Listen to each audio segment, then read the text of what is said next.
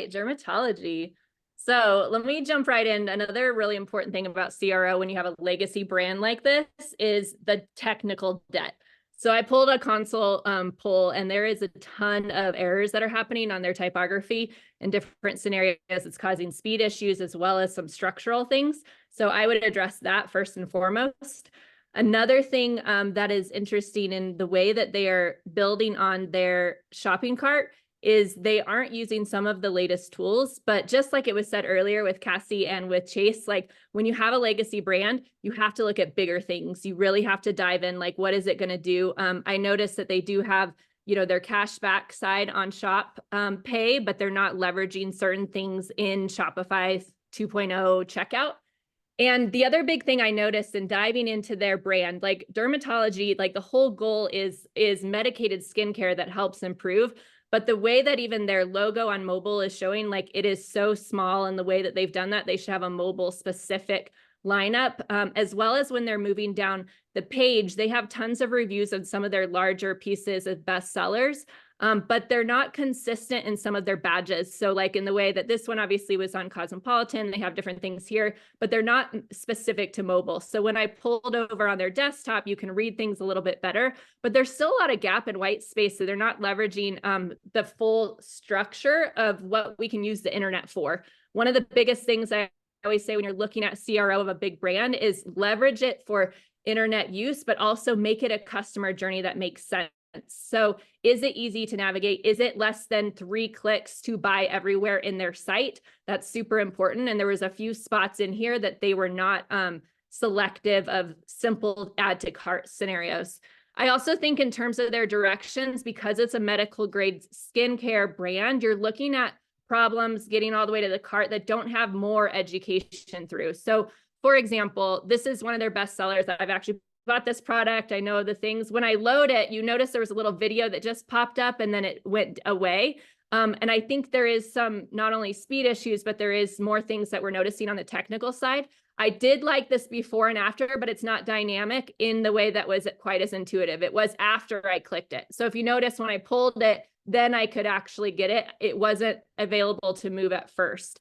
So it's just details like that that need to be tightened up, especially when it comes to development and coding. Other things as a brand, like these are all not specific to the brand in terms of their icon, and the text is a little bit small. So if you're going to use icons, which are so important for visualization, use them in a way that actually makes sense to the consumer. And then in terms of their tech stack, when I was looking at their built with and just pulled onto some of the pieces they have, they've done a lot of really good things, but one area of improvement on their quiz, they're talking about it like it's from a doctor, which is great. So you have this concept, like as a consumer, I'm about to dive in to talk with somebody that knows what they're doing, getting all the way through here. But as I dived into this whole process, not only were the codes happening on Google Console, but I was also noticing their actual to checkout as I was pulling what their results. It caused a barrier on some of the ways that we were skipping. So if I said skip on adding it, it didn't give me products. So this is like until a little bit later. You see that delay? So to me, I'm like, this is a perfect opportunity for your personalized experience and checkout to be, this is now what you're buying for you, but also how it's going to make it easier for the customer to engage with this. So it shouldn't be just a one product. It should be a bundle. It should be a whole set. It's where they should have their most engaged customer experiences. So with that being said, there's a lot more we could talk about, but I'll stop there. All right. All right. So going back, I, again, just wanted to see what they're running ads to. So they're running, so first of all, they're a huge brand. They get, if I just pull up SimilarWeb, they're getting about 1 million page views a month. I've never heard about the brand, but clearly it's a pretty big brand. If you click some of their ads, they go to, one goes to this 5 reasons why page, which is essentially a landing page of theirs. So right away on a landing page, I think there's just a lot of text. This right here is probably 15% of the page, which is just wasted.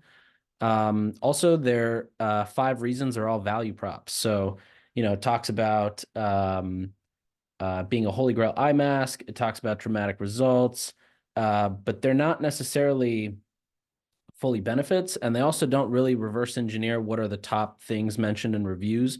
Usually for listicles, I like to go and see what are the things that customers note in the actual reviews that they have said that they liked about it a lot, and then reverse engineer that to be your top 5 reviews. There's also CTAs here and reviews, which this, there's no CTA here other than this, which looks like a scam. So from a design standpoint, I think they've failed. The other place they go to a lot is this PDP, the barrier repair mask, and they have one other product that they push pretty heavily. Again, it's all, relatively wasted space. This top bar should be 1 line instead of 2.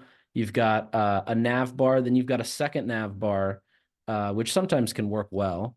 So I'm not against that. But then you've got this discount thing that is very hard to read, especially on mobile. You get here, this is all wasted space. All of this white here is completely wasted space. Here, even more wasted space. This is basically the same thing as the first one. And again, here, completely wasted space.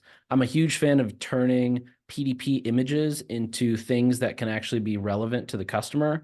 So here, they've taken the white space and put benefits at the top from a study, or they've just taken straight social proof, which is, I think, a great way to do it as well. When you get down here, there's no real reason you'd want to subscribe. I mean, it kind of mentions save 20%, but it doesn't really get you excited about that. Again, there's no reassurance here. They've got this risk-free guaranteed thing, but it should be written out. It shouldn't require another click. Every time somebody has to click, there's a good chance they're going to drop off. Everything down here is all value props. There's not one thing here that talks about benefits. And again, kind of like Chelsea mentioned, the icons. The iconography here, probably just stock icons. Whereas one thing we did with SoloWave is we actually created these custom icons that they have some animation, which just makes it a lot more fun for the consumer to go through, and it's just more eye-catching. One other thing I noticed is, so here's a good example of having social proof up top, as well as adding the set.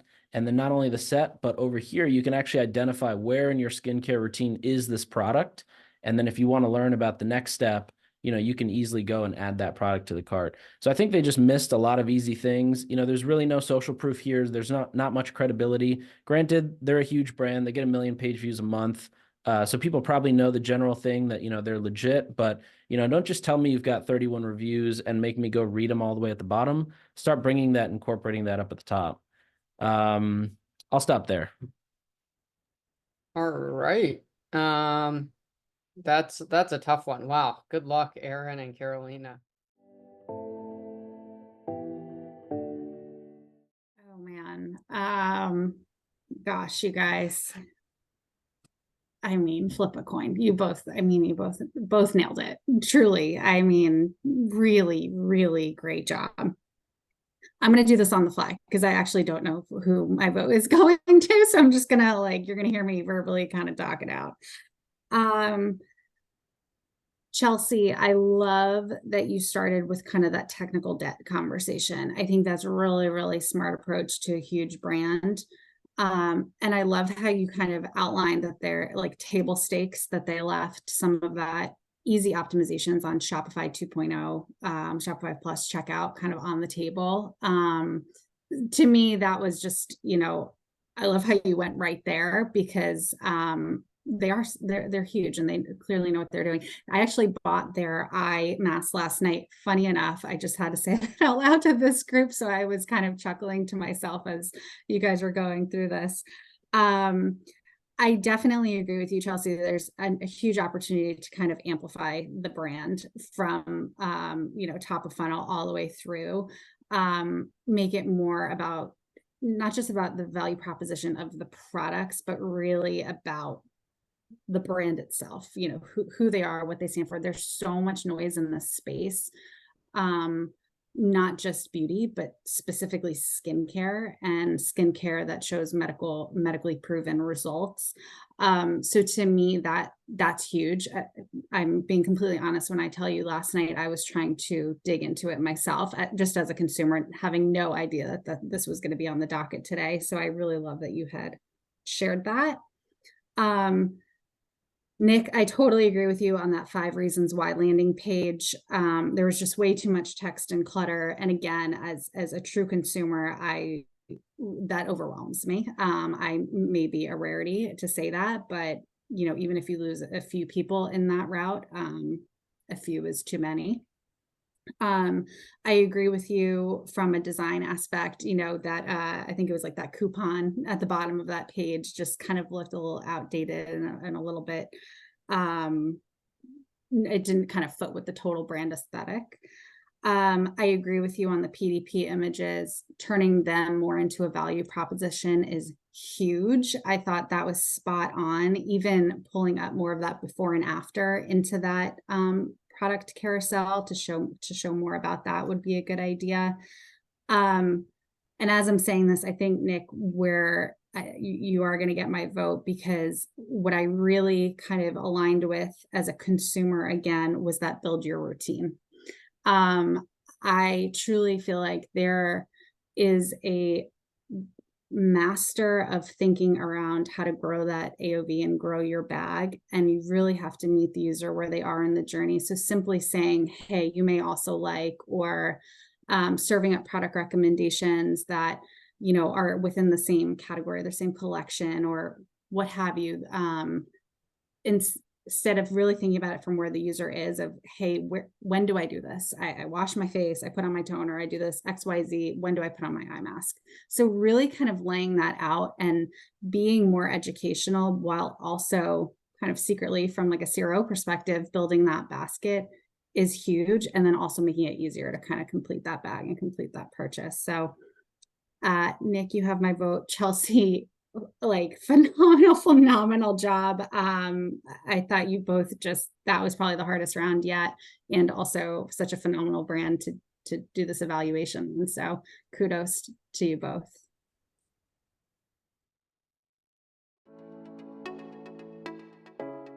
I agree. This was very hard. If I could give my vote to both, I absolutely would, because I agreed with everything both of you said. Chelsea, you started with the tech part, the typography, the speed, very important. And a brand this big, it's like a user will be like, how can you let this happen, right? Like, you're so big, how are you having glitches? And then you just exit. So super important.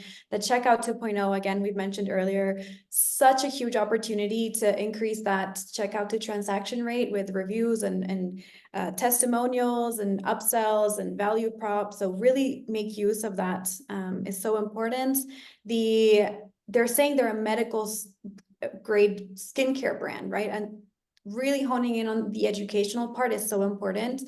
So I love that you mentioned it. And the quiz, I know from my experience, most of the times the quizzes don't really work. It's just extra steps and they're not great, but I've seen in cases it definitely does work, especially when it's like makeup and you need to choose your skin tone that you can't really test it on in real life, or skincare where it's like, oh, it's dry eyes or lips or whatever. So really making sure that quiz is optimized for brands like this is so important. So I love that you mentioned it. Nik, again, I know benefits are such an important thing, and not just mentioning the value props or the you know, this is a skincare brand that will make your wrinkles go away. Like, what does that mean? How does that impact your life? Like, that's more important than just features of the product. So everything about the benefits that you mentioned is so important as well. The real estate, about the ribbon, the main navigation, just really making sure you're giving as much space as possible for users to actually understand the brand and not just taking up space that's not necessary. The white space you mentioned to add value props, also great call out. I think Amazon does a great job with most of their brands on there. And I loved the part where you mentioned I think Erin also mentioned where you are in your skincare. I could go in and look for an eye cream, but if I scroll and I see, oh, but there's more steps, there's a base, there's a sunscreen, it also doesn't just help me understand what a skincare routine should be, but it makes me want to actually buy more products than what I originally went for, because you're telling me that there's all these steps. So honestly, this was really hard. Again, I'd give my vote to both of you, but I will have to go with Nik because of the benefits and the routine and skincare, which is so important in brands like these. So great job, both of you. Amazing.